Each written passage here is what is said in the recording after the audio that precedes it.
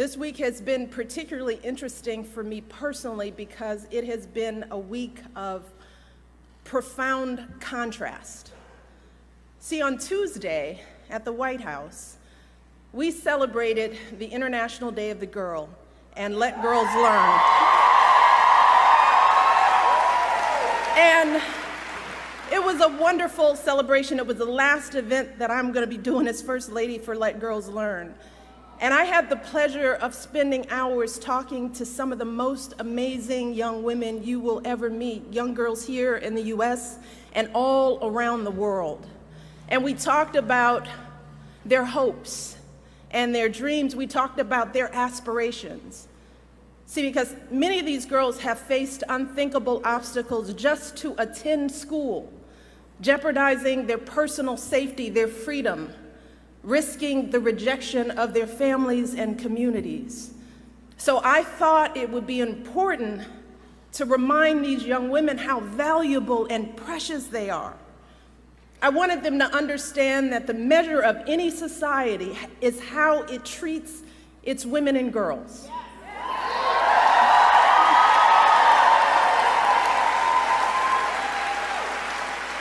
And I told them that they deserve to be treated with dignity and respect. And I told them that they should disregard anyone who demeans or devalues them, and that they should make their voices heard in the world. And I walked away feeling so inspired, just like I'm inspired by all the young people here.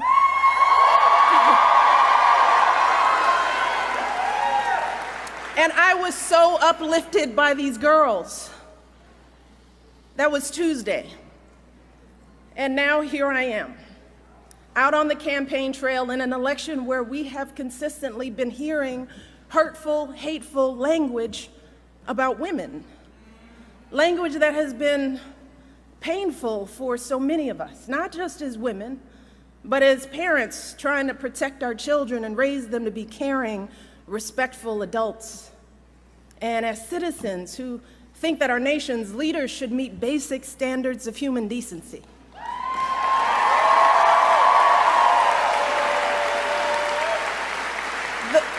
The fact is that in this election, we have a candidate for president of the United States who over the course of his lifetime, in the course of this campaign, has said things about women that are so shocking, so demeaning, that I simply will not repeat anything here today. And last week, we saw this candidate actually bragging about sexually assaulting women. And I can't believe that I'm saying that a candidate for president of the United States has bragged about sexually assaulting women. And I have to tell you that I can't stop thinking about this. It has shaken me to my core in a way that I couldn't have predicted. So while I'd love nothing more than to pretend like this isn't happening and to come out here and do my normal campaign speech, it would be dishonest and disingenuous to me to just move on to the next thing like this was all just a bad dream. This is not something that we can ignore. It's not something we can just sweep under the rug as just another disturbing footnote in a sad election season. Because this was not just a lewd conversation. This wasn't just locker room banter. This was a powerful individual speaking freely and openly about sexually predatory behavior and actually bragging about kissing and groping women, using language so obscene that many of us were worried about our children hearing it when we turn on the TV. And to make matters worse, it now seems very clear that this isn't an isolated incident. It's one of countless examples of how he has treated women his whole life. And I have to tell you that I listen to all of this, and I feel it so personally. And I'm sure that many of you do too, particularly the women.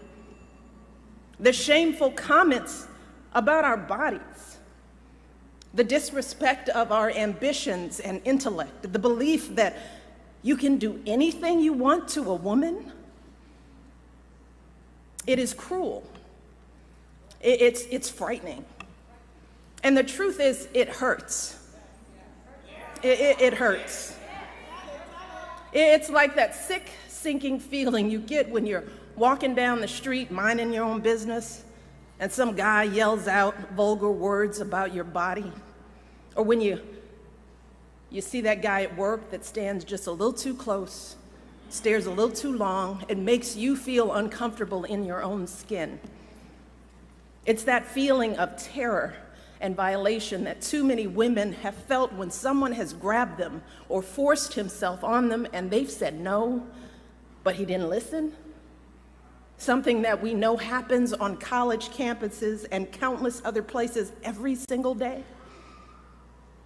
It reminds us of stories we've heard from our mothers and grandmothers about how back in their day, the boss could say and do whatever he pleased to the women in the office, and even though they worked so hard, jumped over every hurdle to prove themselves, it was never enough.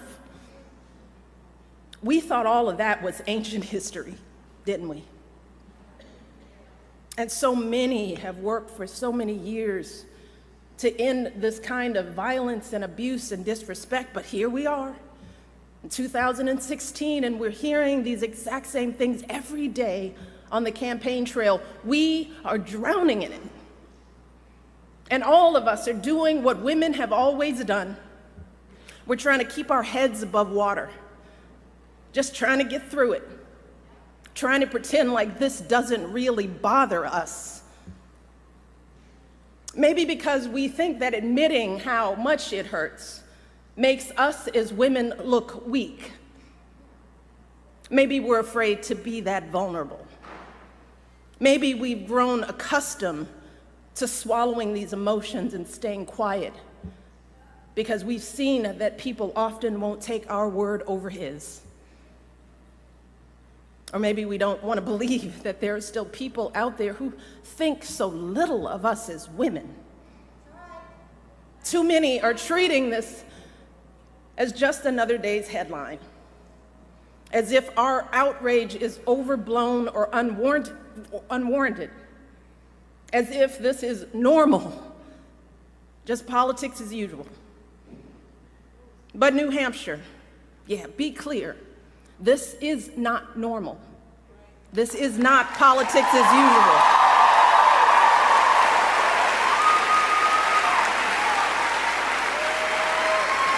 This is disgraceful. It is intolerable. And it doesn't matter what party you belong to, Democrat, Republican, Independent, no woman deserves to be treated this way. None of us deserves this kind of abuse.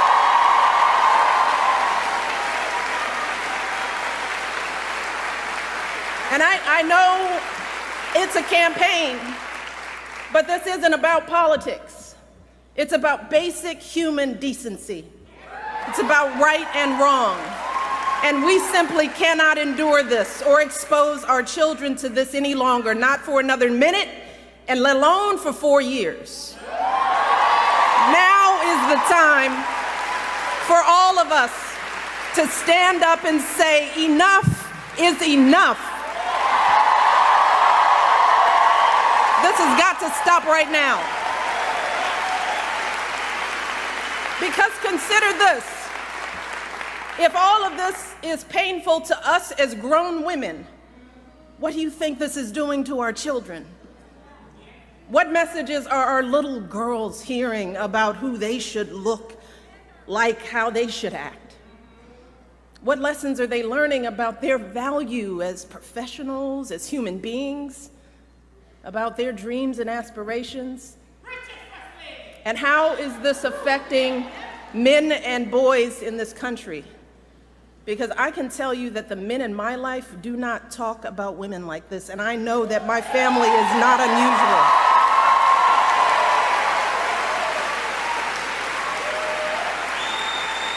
And to dismiss this as everyday locker room talk is an insult to decent men everywhere.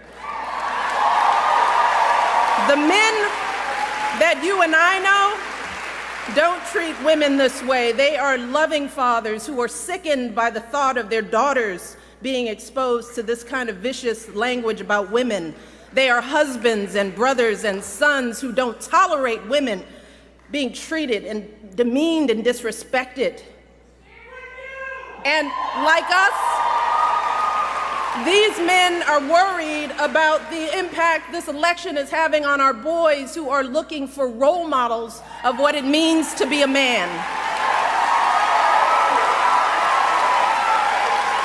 In fact, someone recently told me a story about their 6-year-old son who one day was watching the news. They were watching the news together, and the little boy out of the blue said, "I think Hillary Clinton will be president." And his mom said, "Well, why do you say that?" And this little 6-year-old said, "Because the other guy called someone a piggy." And he said, "You cannot be president if you call someone a piggy." So even a 6-year-old knows better. A 6-year-old knows that this is not how adults behave. This is not how decent human beings behave. And this is certainly not how someone who wants to be president of the United States behaves. Because let's be very clear, strong men, men who are truly role models, don't need to put down women to make themselves feel powerful. People who are truly strong lift others up. People who are truly powerful bring others together. And that is what we need in our next president. We need someone who is a uniting force in this country. We need someone who will heal the wounds that divide us. Someone who truly cares about us and our children.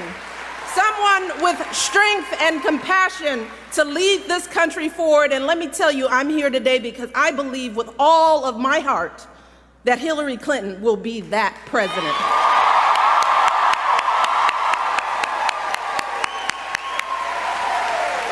See, we know that Hillary's the right person for the job because we've seen her character and commitment, not just in this campaign, but over the course of her entire life. The fact is that Hillary embodies so many of the values that we try so hard to teach our young people.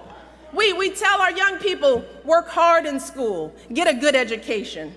We encourage them to use that education to help others, which is exactly what Hillary did with her college and law degrees, advocating for kids with disabilities, fighting for children's health care as First Lady, affordable child care in the Senate. We teach our kids the value of being a team player, which is what Hillary exemplified when she lost the 2008 election and actually agreed to work for her opponent as our Secretary of State, earning sky-high approval ratings, serving her country once again. We also teach our kids that you don't take shortcuts in life, and you strive for meaningful success in whatever job you do. Well, Hillary has been a lawyer, a law professor, First Lady of Arkansas, First Lady of the United States, a U.S. Senator, Secretary of State, and she has been successful in every role, gaining more experience and exposure to the presidency than any candidate in our lifetime.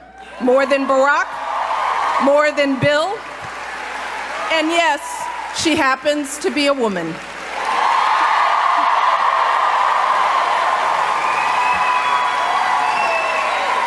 And finally, we teach our kids that when you hit challenges in life, you don't give up, you stick with it. Well, during her 4 years as Secretary of State alone, Hillary's faced her share of challenges. She's traveled to 112 countries, negotiated a ceasefire, a peace agreement, a release of dissidents. She spent 11 hours testifying before a congressional committee. We know that when things get tough, Hillary doesn't complain. She doesn't blame others. She doesn't abandon ship for something easier. No, Hillary Clinton has never quit on anything in her life. So, in Hillary, we have a candidate who has dedicated her life to public service, someone who has waited her turn and helped out while waiting. is an outstanding mother. She has raised a phenomenal young woman. She is a loving, loyal wife. She's a devoted daughter who cared for her mother until her final days. And if any of us had raised a daughter like Hillary Clinton, we would be so proud. We would be proud. And regardless of who her opponent might be, no one could be more qualified for this job than Hillary, no one. And in this election, if we turn away from her, if we just stand by and allow her opponent to be elected, then what are we teaching our children about the values they should hold, about the kind of life they should lead? What are we saying? In our hearts, we all know that if we let Hillary's opponent win this election, then we are sending a clear message to our kids that everything they're seeing and hearing is perfectly okay. We are validating it. We are endorsing it. We're telling our sons that it's okay to humiliate women. We're telling our daughters that this is how they deserve to be treated. We're telling all our kids that bigotry and bullying are perfectly acceptable in the leader of their country. Is that what we want for our children? And remember, we won't just be setting a bad example for our kids, but for our entire world. Because for so long, America has been a model for countries across the globe, pushing them to educate their girls, insisting that they give more rights to their women. But if we have a president who routinely degrades women, who brags about sexually assaulting women, then how can we maintain our moral authority in the world? How can we continue to be a beacon of freedom and justice and human dignity? Well, fortunately, New Hampshire, here's the beauty. We have everything we need to stop this madness. You see, while our mothers and grandmothers were often powerless to change their circumstances, today, we as women have all the power we need to determine the outcome of this election. We have knowledge. We have a voice. We have a vote. And on November the 8th, we as women, we as Americans, we as decent human beings can come together and declare that enough is enough. And we do not tolerate this kind of behavior in this country.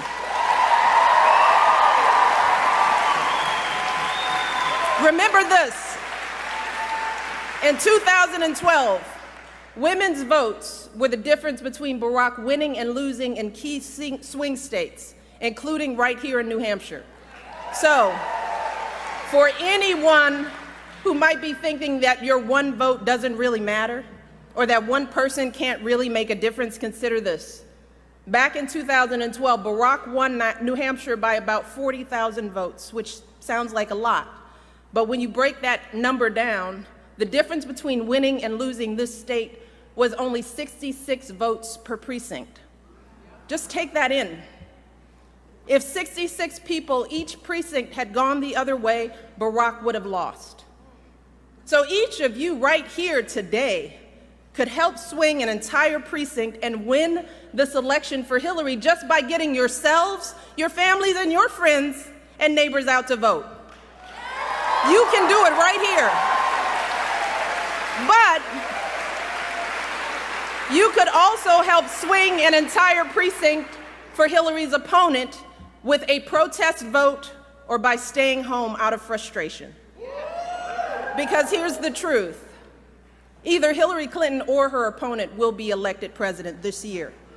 And if you vote for someone other than Hillary, or if you don't vote at all, then you are helping to elect her opponent. And just think about how you will feel if that happens. Imagine waking up on November the 9th and looking into the eyes of your daughter or son, or looking into your own eyes as you stare into the mirror. Imagine how you'll feel if you stayed home, or if you didn't do everything possible to elect Hillary. We simply cannot let that happen. We cannot allow ourselves to be so disgusted that we just shut off the TV and walk away.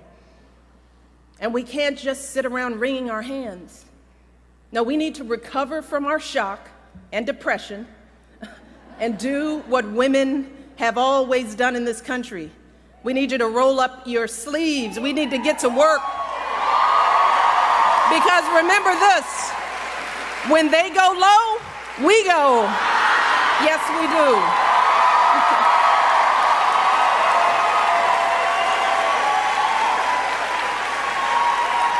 And voting ourselves is a great start, but we also have to step up and start organizing. So we need you to make calls and knock on doors and get folks to the polls on Election Day and sign up to volunteer with one of the Hillary campaign folks who are here today just waiting for you to step up. And young people and not so young people, get on social media. Share your own story of why this election matters, why it should matter for all people of conscience in this country. There is so much at stake in this election. See, the choice you make November 8th could determine whether we have a president who treats people with respect or not, a president who will fight for our kids, for good schools, for good jobs for our families or not, a president who thinks that women deserve the right to make our own choices about our bodies and our health or not. That's just a little bit of what's at stake. So we cannot afford to be tired or turned off. And we cannot afford to stay home on Election Day. Because on November the 8th, we have the power to show our children that America's greatness comes from recognizing the innate dignity and worth of all our people. On November the 8th, we can show our children that this country is big enough to have a place for us all, men and women, folks of every background and walk of life, and that each of us is a precious part of this great American story, and we are always stronger together. On November 8th, we can show our children that here in America, we reject hatred and fear. And in difficult times, we don't discard our highest ideals. No, we rise up to meet them. We rise up to perfect our union. We rise up to defend our blessings of liberty. We rise up to embody the values of equality and opportunity and sacrifice that have always made this country the greatest nation on earth.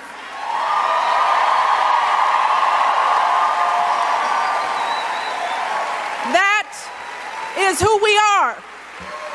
And don't ever let anyone tell you differently. Hope is important. Hope is important for our young people. And we deserve a president who can see those truths in us. A president who can bring us together and bring out the very best in us. Hillary Clinton will be that president. So for the next 26 days, we need to do everything we can to help her and Tim Kaine win this election. I know I'm going to be doing it.